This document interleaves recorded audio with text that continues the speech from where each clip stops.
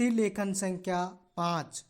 उपाध्यक्ष महोदय, वित्त मंत्री को देश की आर्थिक स्थिति और निर्धनता के संबंध में जितनी जानकारी प्राप्त होती है उतनी किसी अन्य मंत्री को संभव नहीं होती।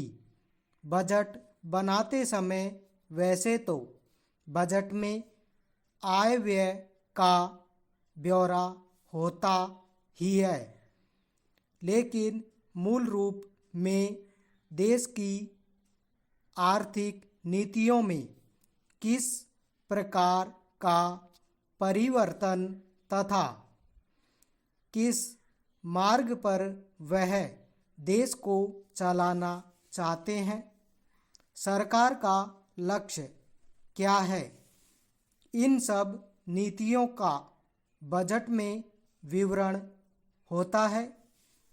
हमारे वित्त मंत्री चाहे जिस पद पर भी रहे हों, चाहे वे मुख्यमंत्री रहे हों या केंद्रीय सरकार में रहे हों, उन्होंने शानदार काम किया। जिस समय उन्होंने बजट प्रस्तुत किया उस समय देश को और विशेष रूप से गरीबों को उनसे बहुत सी आशाएं थी।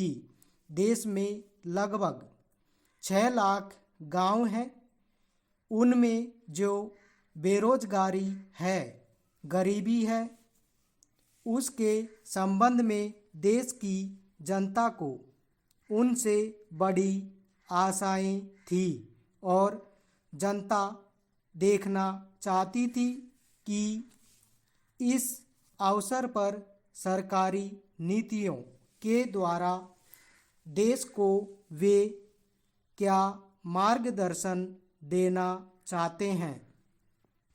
इस दृष्टि से 3 महत्वपूर्ण बातें इस समय देश के सामने थी।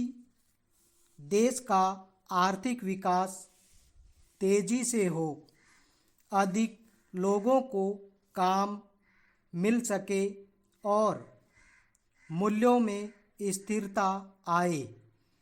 जहाँ तक इन 3 उद्देश्यों का संबंध है, हमने देखा कि उस और कुछ प्रयत्न हुए हैं। विशेष रूप से गरीबी हटाओ के संबंध में इस देश में जो चर्चा चल रही है, इस बजट में कुछ सीमा तक उसका उल्लेख मिलता है, क्योंकि जितने भी प्रत्यक्ष कर लगे हैं वे ज़्यादातर धनी लोगों पर और विशेष रूप से शहर के लोगों पर लगाए गए हैं।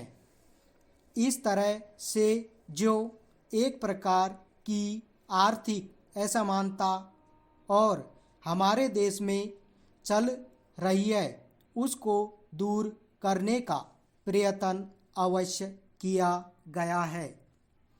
लगभग 5 दशक पूर्व जब हमारा देश स्वतंत्र हुआ था, उस समय देश में जितने सरकारी कर्मचारी थे वे ऐसा समझ बैठे थे कि जब तक देश में जिस तरह से अंग्रेज़ों का प्रशासन चल रहा था उस तरह से काम नहीं चलेगा, क्योंकि कांग्रेस के जो नए लोग आए थे, जो मंत्री बने थे, वे लोग धन के मामले में त्यागी आदमी हैं।